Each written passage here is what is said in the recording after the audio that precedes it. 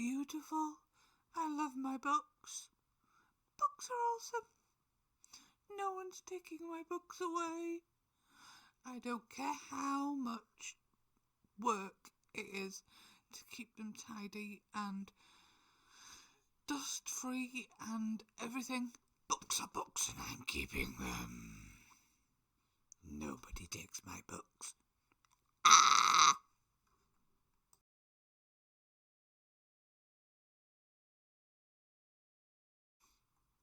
You may have noticed, I like my books. I love my books. Now, nearly 12 years ago, when I left the shores of the UK and made my sweet and merry way over to Cyprus, I did something that almost broke me. I surrendered almost half my book collection. It nearly killed me. I left them with my mother. Now, the idea was that she would get rid of the trashy, easy to get hold of stuff, because I'll admit I was a bit of a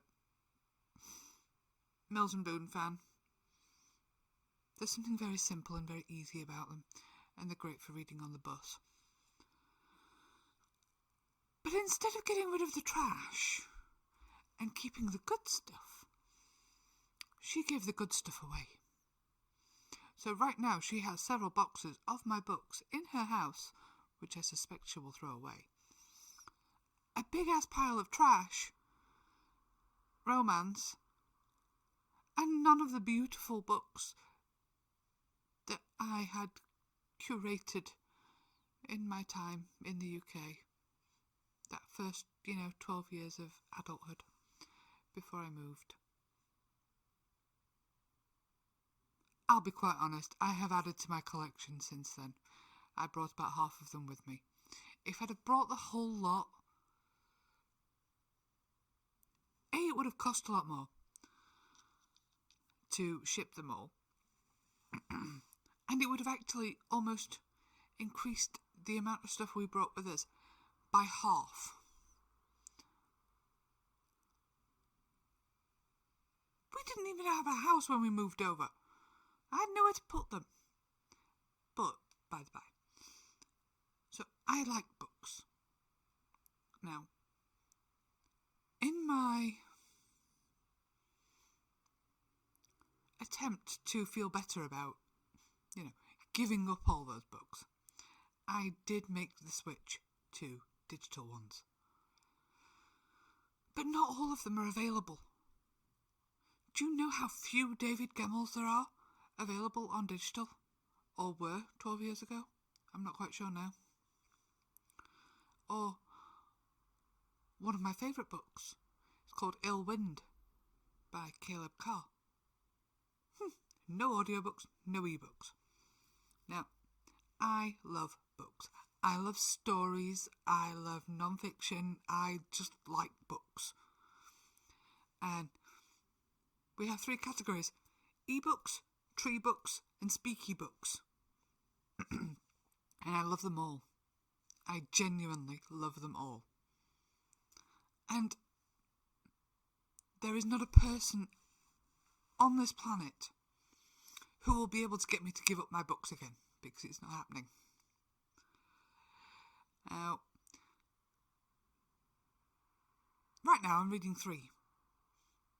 I am listening to one while I walk.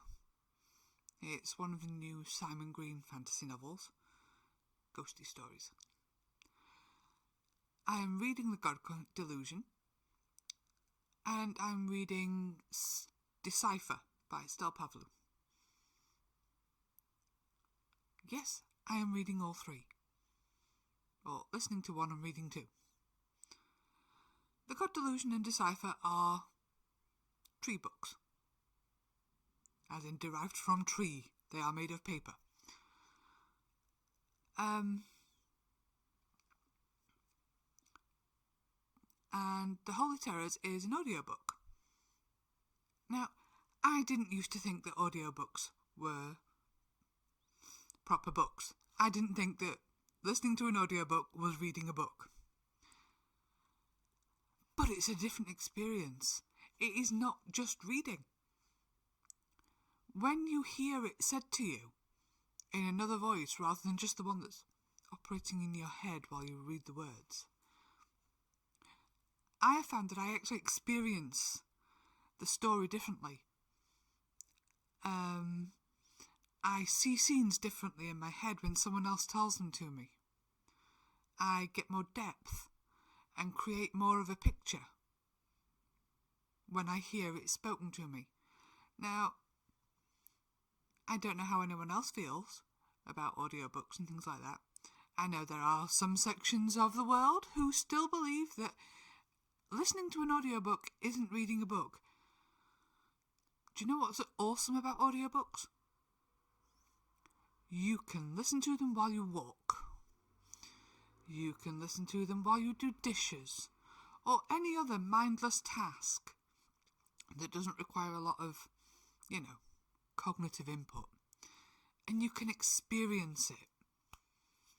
And it feels wonderful to be able to get stuff done and read a book at the same time. I mean, getting exercise and being able to read. I've tried doing that on the treadmill. It doesn't work. I fall over. But anyway, books. A lot of people, quite recently, have been talking about getting rid of physical books and clearing out clutter and things like that. I will admit, I have 3 bookcases. One of them's right here. There's one just behind the camera. I like my books, and yes, they all spark joy. I don't care what Maria Kondo says. They all spark joy. Looking at my books on my bookshelf sparks joy. Because looking at a book or seeing a book on a shelf can spark an instantaneous desire to read something. Now, audiobooks and Kindles and things like that, you have to go looking. You have to physically think, "Ooh, I want to read a book. I will go to my audio library or I will go to my Kindle and have a look to see what I might like to read." When you've got books on shelves, you don't have to do that. You can see it and just be like, "Ooh, I feel like reading a bit of that right now." And let's also add, audiobooks and ebooks require electricity. They require your device to be charged. And sometimes even have an internet connection. You don't always have that. 3 books do not require it. So, this is my argument for having all 3. Some books, some of my favourites, I actually have all 3. So, if I put down my book because I actually have to get something done, I have to hoover, or I have to do dishes, stack the dishwasher, wipe the kitchen counters, blah, blah, blah, blah, blah. I have to get those things done. If I know where I've put my book down, or the chapter that I'm on, or whatever, I can skip straight to that point in my audiobook and carry on. Don't have to miss a step. Now, some people say that once you've read a book, that, you're unlikely to read it again. Do you know how many of my books are friends? I go back to them like old friends. And I will show you something. And if you are a genuine book lover, I'm going to apologise for this right now, because I am trying to share just how well loved some of these books are, but you may hate me for what has happened to them. And that's okay, I feel the same way because of what I've done to these books. But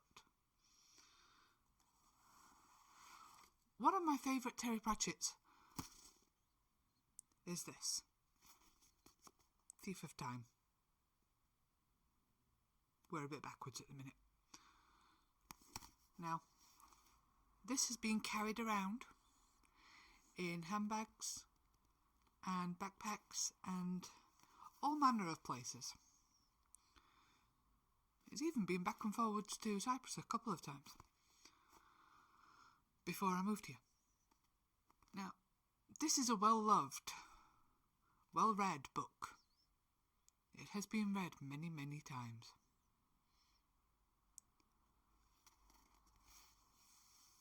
It's my friend. Two more.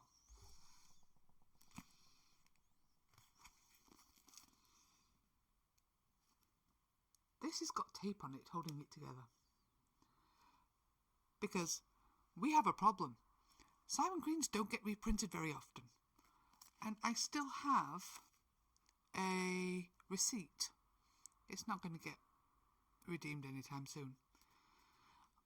Where I paid for an out-of-print book and it never came back into print. So, this one and this one. Very well read books. Because the characters are my friends. I like to sink into their stories and feel that connection to those characters. Don't get me wrong, I'm sure real people would be nice too. But I go back to those so many times. And they are my friends. And I do have them. They are in all three. Tree book, ebook and speaky book. Although admittedly I'm missing the last one in physical form. But yeah, books are one of my passions. I love my books. And no one will ever convince me that they are not important.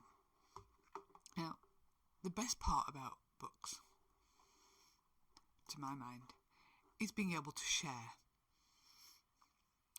Okay, I'm not very good at lending books, because I never get the damn things back, especially if I lend them to my sister.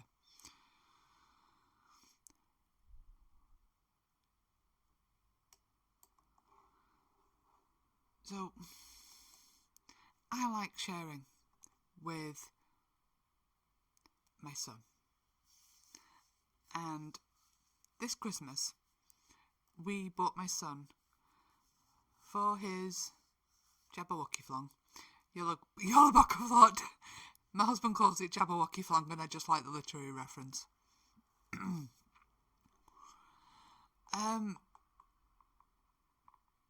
yeah, we bought him The Reaper Man by Terry Pratchett because we have talked about the Grim Squeaker, or the Death of Rats, whatever you want to call him this week. And he wants to go to his next book day as that character. But I said he couldn't do that unless he knew what the Grim Squeaker was and where it came from, and his importance to the stories.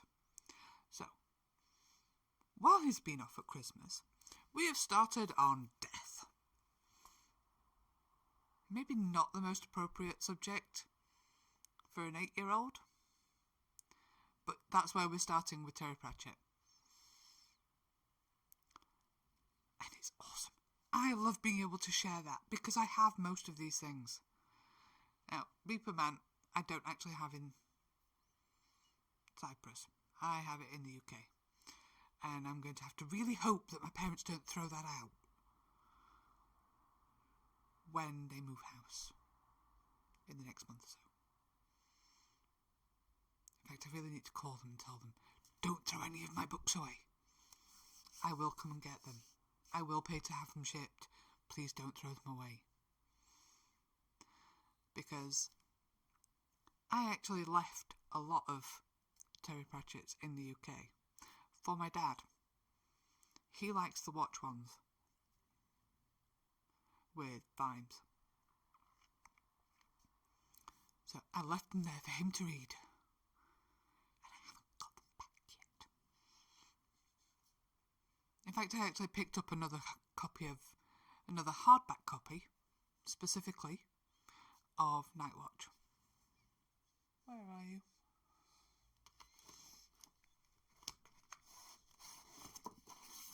This beautiful one with the awesome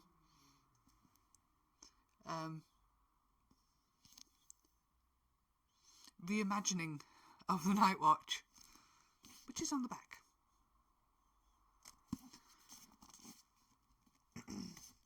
So the one in the UK is actually a first edition, because that used to be my thing. I would get the Terry Pratchett hardbacks when they came out in October, so I would get the first edition. And I have never been so upset about a Christmas present, because my mum went to buy the newest Terry Pratchett for my Christmas present, and when she got to the shop, the queue was too long, so she didn't go in. Do you know why the queue was so long? Terry Pratchett was signing. And that's never going to happen now.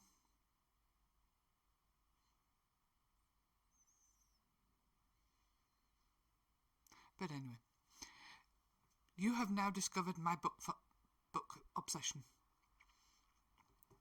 I will be coming back to books, individual books, authors, and when I get excited about books, you know about it, because I will actually read things from books. Things that make me laugh, things that make me think, things that I think will appeal to other people. And because we have an 8-year-old, we've really got into reading out loud, especially as a family. We finished, a couple of weeks ago now, we finished The Christmasaurus Carol, which is the 4th book in the series. Spoiler alert, they let out Scrooge. But it's been a very good experience for us to sit together and either me, my husband, or even my son will read out loud, and we will all listen to the story as it goes. And we get to make little corrections when he doesn't understand a word or can't pronounce it. But it's in context so that he understands. So he might know the word, but he just doesn't recognise it when it's written down. It's like when people mispronounce words that they've only ever seen written down because no one's used them in conversation before. And that is really awesome. But we also get to enjoy stories together. And we get to have a chuckle together as a family and